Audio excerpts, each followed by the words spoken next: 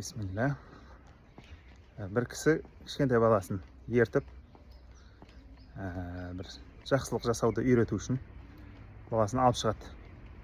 Сөйтіп келе жатып, бір мұқтаж, сондай көшеде шынайы қайыр сұрап отқан кісіні көреді алыстан.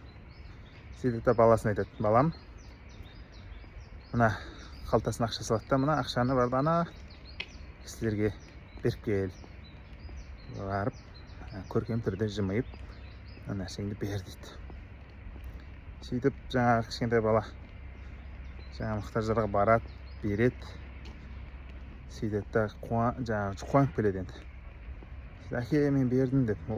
Сосын әкесі келіп тұрып мақтайды баласын: ой, балам, айналайын, сен үлкен жігіт болып қалдың. Сен өзгелерге жақсылық қылып жатсың. Жаңағы мұқтаж кедейлерге жақсылық қылып жатсың, ол үлкен нәрсе деп.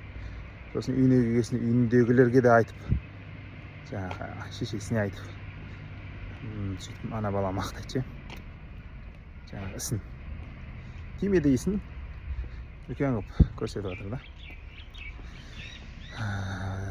Сосын енді негізі ана баланың ешқандай бір несі жоқ қой, негізі просто бәрі әкесі қызықтырды, әкесі ақшаны қалтасына сап берді.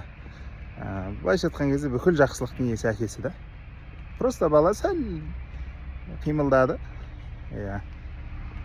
Айтпаса ойында да жоқ болуы мүмкін ол баланың, әкесі айтпаса. Тура біздің жағдайымыз негізі осындай дейді да.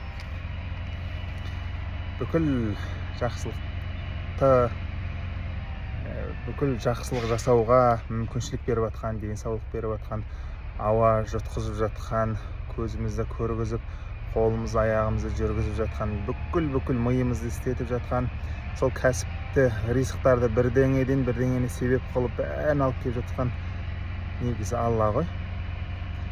Сөйтіп келіп Аллах Тағала өзі Құранда, хадисте тағы өзі қызықтырады. Аллах Тағала кім Аллаға көркем түрде қарыз береді деп. Қарыз беру дегені, яғни Алла жолына жұмсайсың, Алла берген ризықты жұмсайсың да, тағы Аллах Тағала сені мақтайды да. Әйтпесе бүкіл Алланың мүлкін, Алланың берген нәрсесін жұмсап жатыр. Тура жаңа кішкентай бала сияқтымыз ғой бізде. Адамдардың біздің жағдайымызда тура сол кішкентай баланыкіндей екен. Алла біздің ғалымдар айтпақшы, біздің шүкіріміз, Аллаға рахметіміз рахметке мұқтаж ғой. Біздің Аллаға шүкір, Аллаға рахмет деп айтуымыздың өзі сол Алланың тауфиқмен, Алланың жәрдемімен болып жатыр да. Алла біздің өте бір аз демек жоқ та шығар, шүкіршілігіміз Алланың шексіз нығметінің қасында біздікі жоқ па шыны керек. Біз Аллаға ештеңе бере алмаймыз да. Тек қана разы болып, тек қана таң қалып, Аллаға тек қана шамамыз келгенше рахмет айтып өтеміз. Бәрібір несін ақтай алмаймыз, бәрібір шүкіршілігін өтей алмаймыз.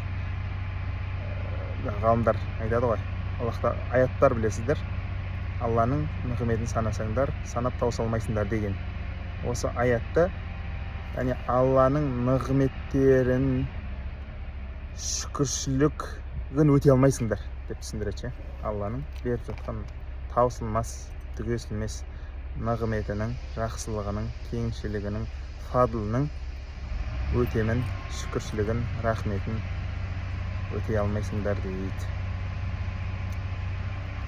Альхамдулилlah, Аллаға сансыз шүкіршіліктер, сансыз мақтаулар болсын.